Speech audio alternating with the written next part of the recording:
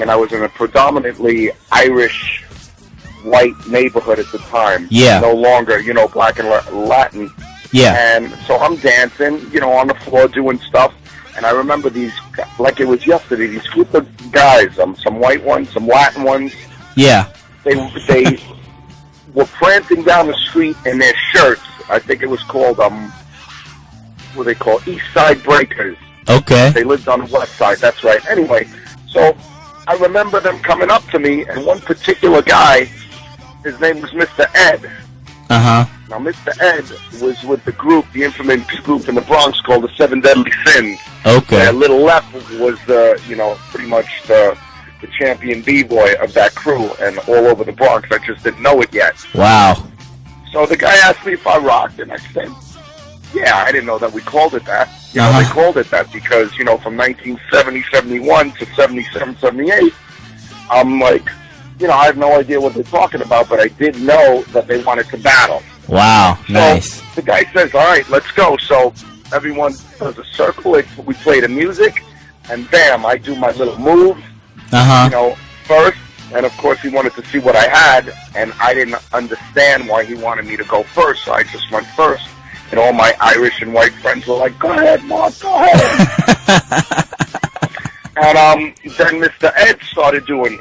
Yeah. He did the 6-step, he did swipes, he did a neck move, and then he did a head spin. Wow. Which means he lit me on fire. So, you know, when the brutal beating was over, I was so taken by, you know, what he did. I was like, where did you learn this? Who taught you this? Yeah, I was going crazy because I couldn't believe what I saw. Yeah, yeah. So he told me Lil Lep taught him. Wow. So I'm like, all right, can I meet Lil Lep? And I ended up meeting Lil Lep, and, you know, we became real close. He taught me the fundamental basics of breaking. And over the years, I met Track 2, who created the tracks. You know, I met a lot of brothers that were very important and had key influences in creating this dance. Yes, yes. And it's not until years later that I started thinking, wow, who actually created this and who created that and who did this? So, yeah, I did a lot of asking around and research and was lucky enough to find out who created all these things. Wow. You know what I'm saying? So yeah. It was pretty interesting. I mean, I can't say I created the fundamental basics to breaking, nor can I say that I invent breaking, even though I started doing it before the basics were created. But we were doing freezes and moving our feet from different places to do another freeze. So to me, as far as I'm concerned, we were breaking. It just wasn't as advanced. Wow. That's dope. And yeah, being that this is the Super BB show, we really want to know when you started in 70, like what kind of music was playing when you were doing all these? It was all James Brown stuff we were doing, Parliament Funkadelic. Okay. It was strictly old beats, of course. Yeah, yeah, that's awesome. And when you battled the guy, Ed, or was it Ed? Ed, yeah. Were they playing like Jimmy Castor and stuff like that? Or, I mean, was that? It wasn't Jimmy Castor. I don't remember the exact songs.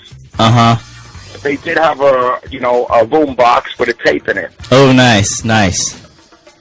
That's fresh. Wait a minute. You know what they were playing? They were playing the Fantastic Five. That's what it was. Wow. On the Fantastic Five, one of their routines.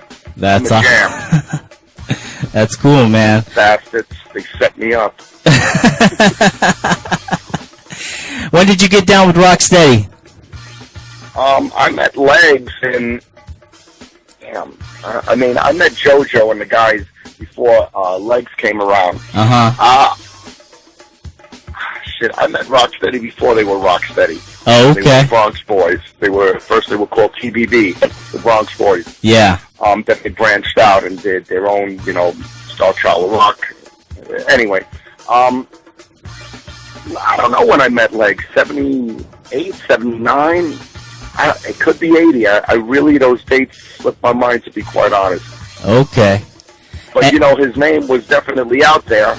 Yeah. Because all the old school B-boys stopped. You got to understand, B-boying in the mid 70s, late 70s, early 80s was laughed at. Nobody did that in New York, and if they did, they were like, yo, can you come clean the floor over here? Wow, that's You know, very. everyone started getting it all over the world.